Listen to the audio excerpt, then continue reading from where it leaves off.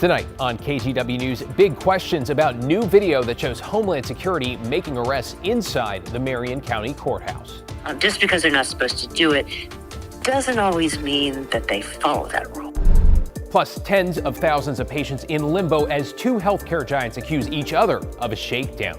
Then, we went through hundreds of scenarios, and honestly, today went better than any one of us expected. the Portland Fire turning up the heat as 1 month out, the new WNBA team begins to take shape. And later, I thought it was April Fool's. And then I started reading the comments and I thought, okay, it's real. up close with a whale in a Washington river that's left researchers scratching their heads. Good evening, everyone. At First at 11, video provided by the Marian County Sheriff's Department gives us a look inside the courthouse where Homeland Security agents recently arrested two men. It is our latest glimpse into how immigration enforcement is playing out, with a video appearing to show agents throwing one of those men to the ground. Catherine Cook talked with legal experts about how it all unfolded. Catherine? David, since Oregon is a sanctuary state, there are always questions when DHS steps in, especially when both local and federal officers are present. The sheriff tells us their judicial security team provided safety and security to everyone in the courthouse, consistent with state and federal law. It was a tale of two arrests at the Marian County Courthouse March 26th. In this video released by sheriff's officials, you can see agents from the Department of Homeland Security detaining two men minutes apart. In one case, you can see things got physical, but legal experts say the biggest difference in these cases isn't the altercation, it's the type of warrant the feds used. Marian County Sheriff's officials say in this case, the feds had a judicial warrant signed by a U.S. magistrate judge for Daniel Lopez Mojica on drug possession and DUII charges. In the case of this person, whom deputies did not identify, DHS has an administrative warrant, meaning the feds issued it themselves. At least with a judicial warrant, we have a neutral party that observes and says that everything is following up to code and according to the law. Marian County Public Defender Chris Simunides says under those circumstances, it's lawful, even in sanctuary states, to cooperate with the feds, which happened here. In this case, Marian County Sheriff's officials tell us deputies verified the warrant. Then court officers escorted Lopez Mojica to federal agents who took him into custody. But in the administrative warrant case, no other agencies assisted the feds, other than providing basic security to protect others in the courthouse. I'm glad to see that we are following the rules and the principles and the spirit of the sanctuary state laws. So how does an administrative warrant work? Willamette University law professor Laura Appleman says the agency acts as prosecutor and judge. So the agency basically asks itself, agency, do I need, may I have a warrant to arrest this person? And the agency then says yes. Appleman says ICE has used administrative warrants to arrest and detain a lot of people. Just because they're not supposed to do it doesn't always mean that they follow that rule. When that happens in courthouses, Simunides fears the judicial process suffers. What we're seeing from these actions puts fear in the hearts of more people than they intend, and ultimately leads to a crisis in our judicial system because cases are not heard. We asked the sheriff's office and DHS for more information about the man detained on that administrative warrant, including what charges he might be facing and where he's being held. We're waiting to hear back. David? Still a lot of questions. Catherine Cook in the newsroom tonight. Thanks, Catherine. Let's get you caught up on tonight's other headlines now. More than 20 states, including Oregon and Washington, sued the Trump administration today, challenging an executive order that appears to be aimed at restricting people from voting by mail. The president's order bars the Postal Service from sending mail-in and absentee ballots to people who are not on a national list of eligible voters. The president has asked Homeland Security and the Social Security Administration to compile that state-by-state voter list. The lawsuit argues states, not the president, have the authority to conduct elections. The reality is this: the president has not and never will have the power to regulate elections here in the United States of America. Oregon pioneered vote by mail in the mid-90s, eventually becoming the first state to conduct all elections by mail. In Marian County, a 28-year-old Independence woman who was missing for almost a week has now been found safe. Maria Kilmer disappeared last Saturday after her car ran out of gas on Highway 22 in Staten, and an unidentified driver picked her up. Authorities say she's now reached out to a family member. Investigators say while they're still looking into her disappearance, they have not found any evidence of a crime. And hundreds of faculty and staff rallied this morning at Portland State against what they say could be the worst budget cuts in school history. The proposed plan targets 19 programs and more than 200 jobs as the university faces a $35 million budget gap. Officials point to declining enrollment and rising costs, but union leaders warn students will feel the impact. So unless we pull out by real investment in growth, real investment in recruitment, real investment in connections to employers that allow students legible pathways to employment and to internships and things like that, direct admissions programs, we can do that work, but we have to have the resources to do it.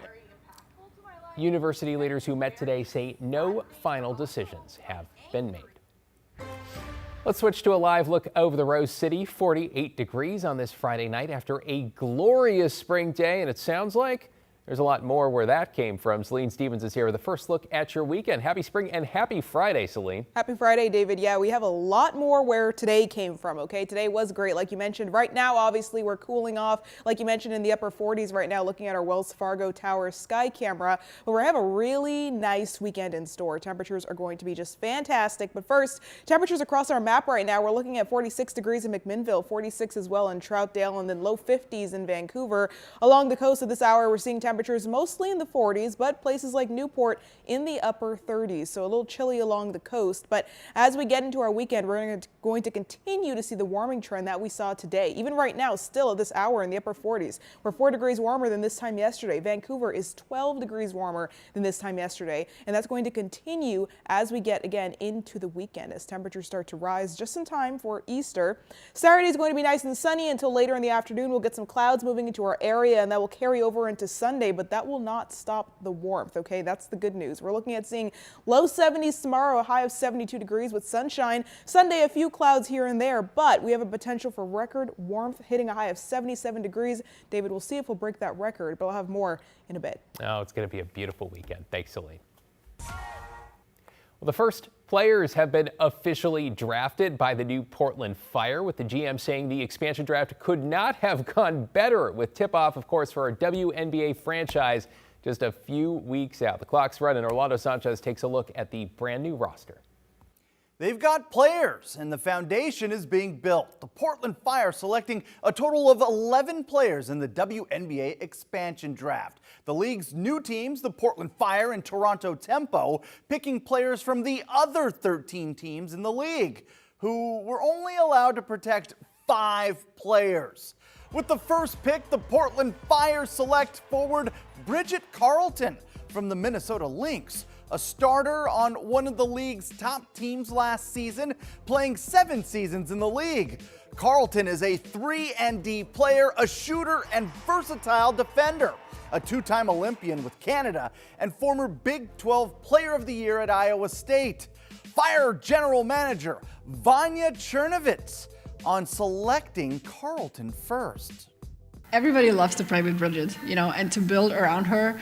I think, she did an amazing job in Minnesota, and if you take her out of that environment and kind of start building the team around her, we think she can be an all-star player. She's an amazing defender, right? We all know she's a great shooter. She has such a low usage on ball, but is incredibly productive. So imagine having her ball in the hands more. I think, sky's the limit for her.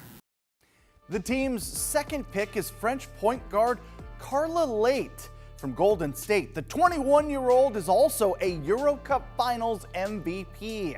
Experience, a common theme on this list of players picked. The goal is to be competitive right away.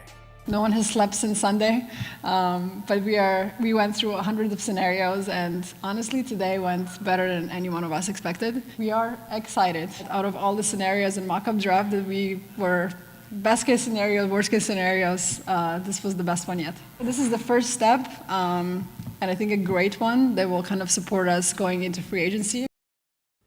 The league has not announced a start date to free agency. The Fire hope to target some of the best players available while also addressing some needs. There's no guarantee every player selected will make the final roster. The WNBA draft is on the 13th. They've got 3 picks, including the 7th overall pick. The first preseason game is April 29th. Be here before we know it, right? Developing this evening, tens of thousands of patients are in limbo after 2 Northwest healthcare giants could not reach a deal, ending a contract. It means Regents no longer considers legacy health providers in-network, and some patients could have to pay higher out-of-pocket costs at some facilities. Regents says 90 cents of every premium dollar already goes to medical care, and Legacy Health is asking for a rate increase that goes well beyond inflation and wage increases. But Legacy leadership says mounting expenses have outpaced an increase in patient revenue, and Regents pays Legacy less than other health systems in the region. This is not a case of, trying to create a system that's unsustainable. We are not in a system that is sustainable at Legacy right now. So we need our payers to pay their fair share of our cost increases. Well, both sides say they're still open to negotiating. And if this sounds kind of familiar, it's because a similar standoff in 2024 ended with a deal just before the deadline. So the bottom line here for patients, Legacy has a website that breaks down which clinics are still in network for another year and which clinics are now out of network. Check the fine print. Oregon health officials are now reporting 13 measles cases in the state so far this year, but caution, the real number is likely much higher. That's after they reported additional exposures in the Portland metro this week, including at a Safeway in Southeast Portland, restaurants in West Lynn and Gresham, and the Providence Portland ER waiting room. Almost all confirmed cases involve unvaccinated people, and wastewater testing shows there are even more cases than what's been officially reported. So we know that measles is much more widespread in the state than that number 13 represents. But for the vast majority of Oregonians who are vaccinated, they are not at risk for getting measles. Our measles vaccine is highly effective. Well, you can check out KGW.com for a more detailed breakdown of the recent exposure sites.